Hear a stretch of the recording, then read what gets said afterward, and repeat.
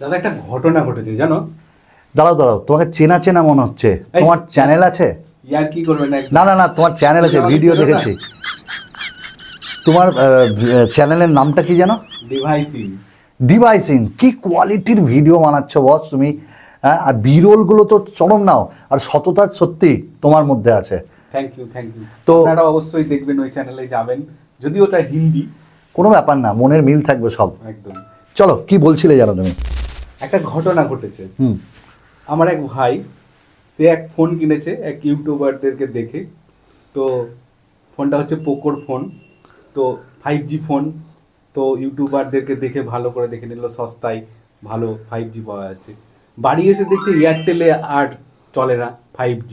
তো সে আমার কাছে আসে, তো আমি বলি যে এটাতে তো 5G নেই, এটাতে শুধু 4G আছে, কিন্তু জিওতে কাজ করবে 5Gটা।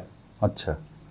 তো এই যে একটা ইউটিউবারকে দেখে ও ফোনটা কিনলো, তো ভুল করলো।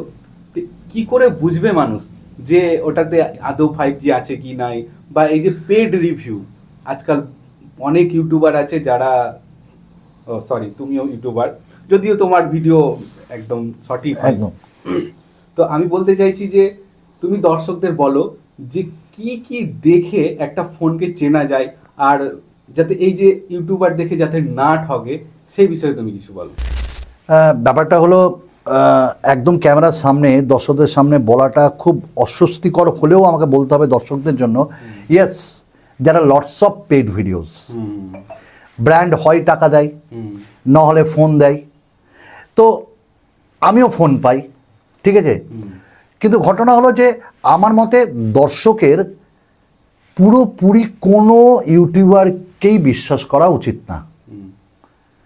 এবং তুমি যেটা বললে না, কি দেখে ফোন কিনবে, সে যদি ডিটারমাইন হয় রিভিউ দেখে যে ভাই চলো, ধরো আমি আইফোনের এইটার আমি ভিডিও দেখেছি, আমি এই ফোনটা কিনবো, তো আগে আমি দোকানে যাই, দোকানে গিয়ে আমি একবার হাতে নাড়াচাড়া করি। এবার তুমি বলতে পারো যে যদি অনলাইন প্রোডাক্ট হয়, না অনলাইন প্রোডাক্ট হয় সবার পক্ষে, কি বলে মানে ইয়ে হয় না, ইজি হয় না ব্যাপারটা যে গিয়ে দেখে আসবো, অ্যাক্সেসটা অত সহজ হয় না। অনেকে বাড়িতে বসেই দেখতে চাই না, তাহলে সে আরও কয়েকটা চ্যানেলের ভিডিও দেখুক যারা কিনে। তুমি যেমন স্মার্টফোন কিনে ভিডিও দিচ্ছ এখন, আমিও অনেক ব্র্যান্ডের স্মার্টফোন কিনে ভিডিও দিই, তারা তো আর খুব খারাপ বলবে না, তারা কিন্তু সঠিকই বলবে। আচ্ছা, আরেকটা কথা বলি, তুমি তো অনেক পেড ভিডিও করেছো, তো কি বললা? তুমি তো অনেক পেড ভিডিও করেছো কি না? পেড ভিডিও বলতে দেখো, পেড যদি তুমি এইভাবে ইউজ করো, মানে স্পন্সরড ভিডিও। হ্যাঁ, স্মার্টফোন দিয়েছে, আমি ভিডিও করেছি। তো সেখানে কি ব্র্যান্ড তোমাকে জোর করে যে তোমাকে এটা বলতেই হবে? ইয়েস, মানে কিছু কিছু ব্র্যান্ড তো আছেই যারা খুলছি দাদা, না মানে যেটা সত্যি সেটা সত্যি। একটা সিট থাকে এবং সেখানে তারা বলে যে অনেক ব্র্যান্ড আছে যে খারাপ বলবে না, বা বলা অত ডিরেক্ট বলবে না। আবার অনেক ব্র্যান্ড আছে যে না ঠিক আছে, যেটা খারাপ সেটা আপনার খারাপ লেগেছে খারাপ, যেটা ভালো তো ভালো।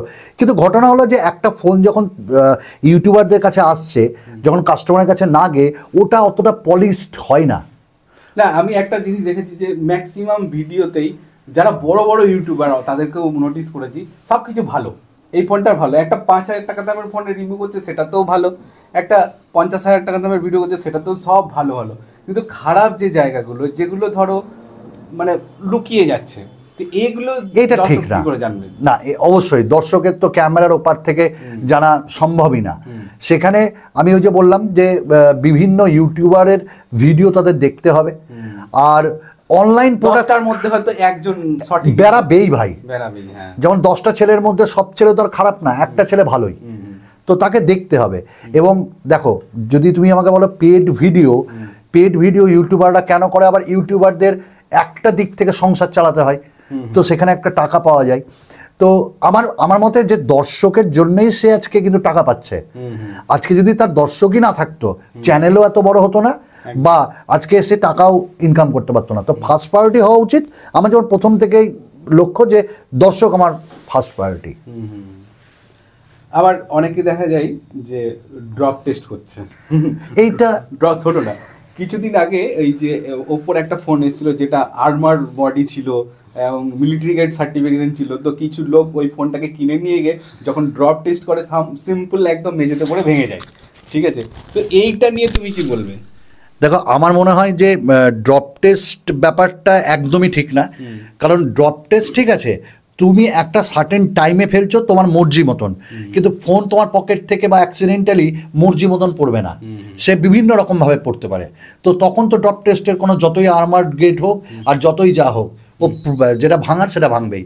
তুমি যেমন আগের দিন তোমার একটা কথা খুব ভালো লেগেছিল, ভিডিওতে বলেছিলে যে এই ফোনটা আমি এইভাবে ফেলছি, কোনো কিছু নাই তো দাগ আসবে না, কিন্তু এখানে একটা বালির কণা বা 2-3টে বালির কণা থাকলেও স্ক্র্যাচ আসবে। তো এটা তো একদম ডিরেক্ট ভালো কথা। তো আমার মতে ডিউরেবিলিটি টেস্টের দরকার হয় না। আর একটা কথা জিজ্ঞেস করি দাদা, বলো।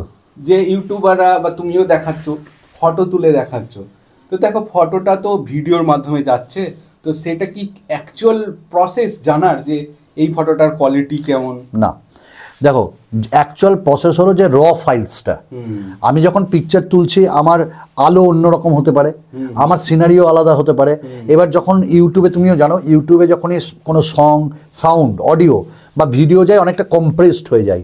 আমি যে এত দাম দিয়ে যে ক্যামেরা, সনির লেন্সে আমরা 1.5 লাখ টাকার ক্যামেরায় যে ভিডিও করছি, এটা কিন্তু ওই আউটপুট দেবে না, কম্প্রেস হয়ে যাবে।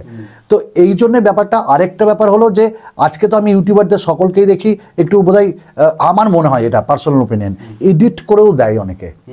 তো র ফাইলস যারা দিচ্ছে সেটা ঠিক। তো এটা খুব মুশকিল, মানে একটা ফোন দেখে বলা, মানে রিভিউ দেখে বলা যে এই ফোনটা একদম পারফেক্ট। মানে আপনারা যদি ভালো একটা ফোন খুঁজছেন তাহলে আমার মনে হয় অনেক কটা ভিডিও দেখাটাই ঠিক হবে। এটা তো একটা ব্যাপার। আর দ্বিতীয় কথা হলো যে আপনার যদি মনে হয় অফলাইনে কোনো ফোন পাওয়া যাচ্ছে ওইটা যেটা রিভিউ আপনি দেখেছেন, তো আপনি একবার মানে ফিজিক্যালি ভিজিট করুন স্টোর। আজকাল আবার এটা তো প্রবলেম আছে জানো তো, যে খুলে দেখায় না, দোকানে গিয়েও খুলে দেখাবে না। যে সব কোম্পানির ড্যামি প্রোডাক্টগুলো থাকে, ড্যামি তো শুধু মানে ড্যামি বলতে না, ড্যামি বলতে আমি মাই মিস্টেক, ড্যামি বলতে যেগুলো বাইরে থাকে যে হাত দিয়ে এরকম করে আপনি দেখতে পারবেন, সেইগুলো বড় দোকানে যেতে হবে। এবার অনেক জায়গায় বড় দোকান নেই, সেটা একটা একদম একটাই কথা, আপনি মাথা খাটান, আপনার নিজের বুদ্ধি খাটান এবং প্রত্যেকটা ইউটিউবারের ভিডিও দেখুন, তাতে আপনার ডেটা খরচ হবে কিন্তু টাকা কিন্তু সেভ হবে। তো এই ছিল আজকের আমাদের কন্টেন্ট, আমাদের কনসেপ্ট, এবং ভাইকে পেয়ে তো আমি খুব লাকি। আমিও খুব লাকি। তো আমাদের বন্ডিংয়ে অনেক ভিডিও আসবে আগামী দিনে। দুটো চ্যানেলকে আপনারা ভালোবাসা দেখান, এও ওয়েস্ট বেঙ্গল থেকে, আমিও ওয়েস্ট বেঙ্গল থেকে। বাঙালি আরও এগিয়ে যাক, এটাই আশা রাখবো। লাইক করুন, শেয়ার করুন, ধন্যবাদ।